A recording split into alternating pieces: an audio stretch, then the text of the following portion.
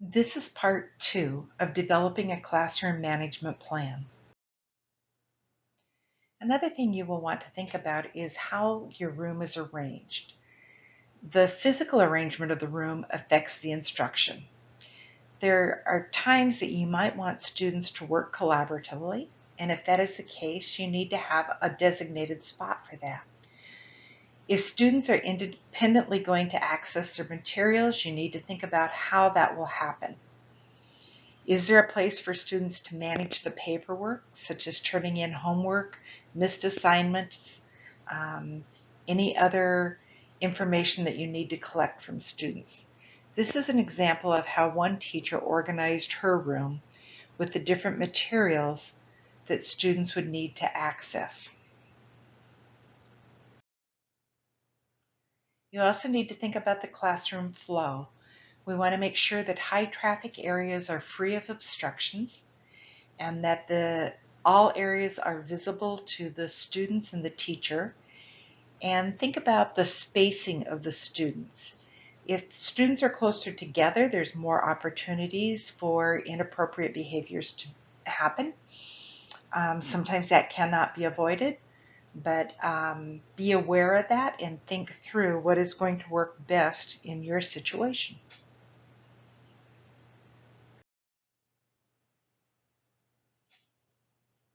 Again, think about what kinds of space you need in order to organize the materials. Anticipate problems before they happen. Think about how to make access to materials convenient and easy. And you may want to consider posting directions and procedures.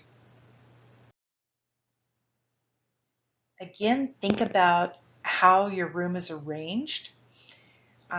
This is an example of one classroom in the States, United States. You may not have the luxury or the capability of changing your room around, but if you do, think about how you can improve the flow. Here are some things to think about as you're organizing your room.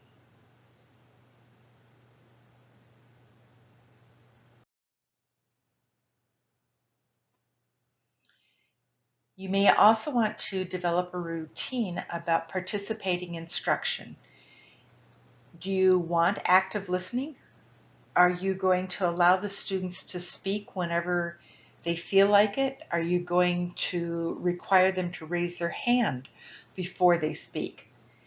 There's not a right or wrong reason or way to do these, but it is important that the students are clear on what it is you want and that you are consistent on what you want.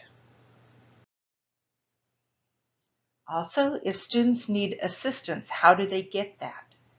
Do they just holler for the teacher? Do they raise their hand? Do you have a green cup saying I'm doing fine, or a red cup that they put up if they need help? Use stick-it notes. How are you going to have the students request assistance? Also, students will need to take care of their personal needs from time to time. So do you have a procedure established for them to leave class? For example, if they need to go to the bathroom, if they need to go get more water, a tissue, need to go see the nurse, what is your procedure for them to do these things? The more that you can get these procedures down to routines, the less instructional time will be lost to these activities. Another thing to think about is what are students to do when they are finished with their work? Not all students are going to finish their work at the same time. So do you have a procedure, different activities you want them to do when they're completed? Um, Here are a couple examples of how different teachers have handled that. Another thing that teachers do is develop a menu of different activities that the students can do once their work is completed.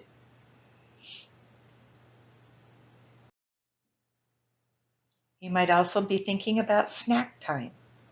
What are your procedures for snack time? Are students allowed to walk around the room with food and drink? Are they allowed to put their hands on food that is not their own? Are they allowed to argue about where they'll sit for a snack? Think about whether or not the snacks are group or individual and whether that makes a difference in the procedures. Do they clean their hands before they have snacks? Do they need utensils or napkins? Teach the students how you expect them to go about completing snack time. Once that becomes routine, you can move through the activity more quickly. And there are always lots of different transitions between classes and transitions during class. So if you develop procedures for transitioning that promotes an efficient use of the time, it may be difficult for some students to transition as it requires them to do three things at once. They have to close the task that they're currently working on, prepare for the next task, and then refocus and begin the next task. Some pointers are to prepare for the transition by announcing it in advance, giving them warning. In 2 minutes, we will be moving on to the next activity. Another thing that many teachers do is use a visual schedule that shows them what they're going to be doing during the class time. You might have some kind of a transition cue, such as playing music or turning off the lights. It's a good idea to tell the students how much time they have for an activity. You are going to be working on this independently and you have 10 minutes of class to work on this.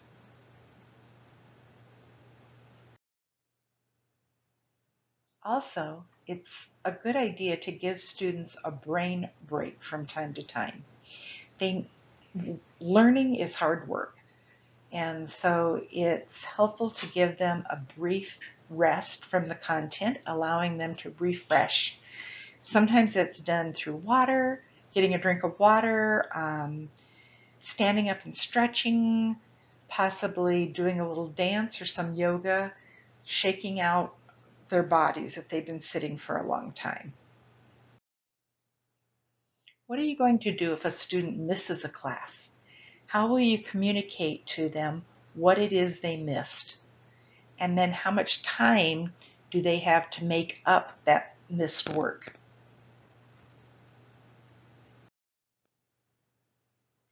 You also need to think about how you're going to finish up your class. Are you going to check for understanding? Will they fill out a ticket out the door? Is there some kind of a set routine that you want for the dismissal? Learning time can be lost while students wait to exit. So we want to get this down to a routine that is as efficient as possible. Also, this is a common time for students to act inappropriately. So we want to teach them the expectations that we want to see. There are books that contain a variety of suggestions about different types of classroom management. Here is one example of a book that is full of different types of management strategies. The one thing you want to avoid is assuming the students automatically know what it is you expect without giving them instruction, practice, and feedback. We want to make sure that we are teaching behavior or teaching expectations in the same way we would teach academics. Another thing to avoid is omitting tasks that students are expected to complete, or missing opportunities to provide visual or auditory prompts. That's a good way to remind students of what the expectations are. It is important that we teach the procedures until they become routines. The first 3 weeks of school are critical, or the first 3 semesters of any term are critical. This is when you want to establish the behavioral expectations and practice them until they become routines. We're going to use the same strategies that we use for teaching academics. So first of all, we're going to model for them what we want them to do. That is the I do component, showing and telling the students about the procedure and why it's important. Then you're going to lead, or in other words, you're going to have a shared or guided practice time in which we do. The students do it with you. You're going to have the students practice the procedure, and you will be providing feedback on whether or not they are doing it in the way you expect. Then we move to the test, which is the independent practice, where they're doing it independently. And it's during this phase that we check for skill acquisition. We want them to move into the actual setting. We're going to test whether or not they understand what it is that the procedure is, and then we are going to reinforce the appropriate behaviors. It's very important that you establish during the first 3 weeks what you expect to see as far as behaviors. We say go slow to go fast. That if you take the time at the beginning of the year or at the beginning of the term to teach the behaviors until they become routines, then you will be able to go quickly later on because you will not be spending as much time on classroom management issues. So here are things to remember to do. You want to teach, model, practice, and reinforce. You must have a plan for teaching behaviors. Think about what you're going to do during those first 3 critical weeks. And you need to be thinking about how the students are going to practice these behaviors and how you will reinforce them.